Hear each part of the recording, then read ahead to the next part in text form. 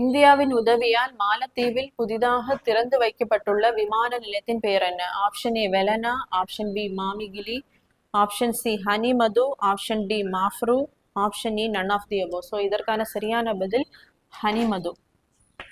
So இந்தியாவினுடைய அண்டை நாடுகளின் நலன், அண்டை நாடுகளின் கொள்கை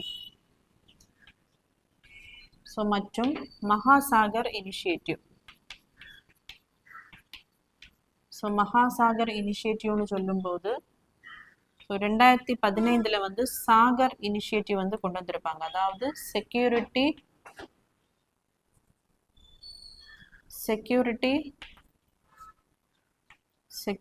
and growth in all regions. அதாவது இந்தியன் ஓஷன், கடல்ல இருக்கக்கூடிய அந்த நாடுகளுக்கு அதனுடைய அந்த மரிடைம் செக்யூரிட்டி, ட்ரேடு, கட்டமைப்பு இதற்கு உதவுவதற்காக கொண்டு வந்ததுதான் இந்த Sagar initiative 2015.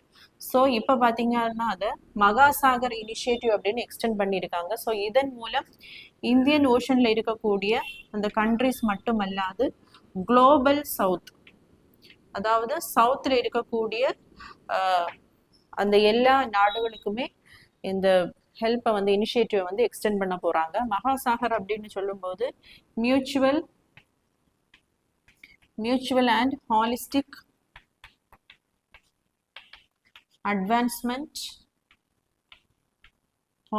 Advancement in security and growth in all regions. So இந்த இனிஷியேட்டிவ் அடிப்படையில் தான் மாலத்தீவில் ஹனிமது அப்படிங்கிற விமானம் நிலையம் வந்து திறக்கப்பட்டிருக்கு. ஸோ இதற்காக 7096 கோடி வந்து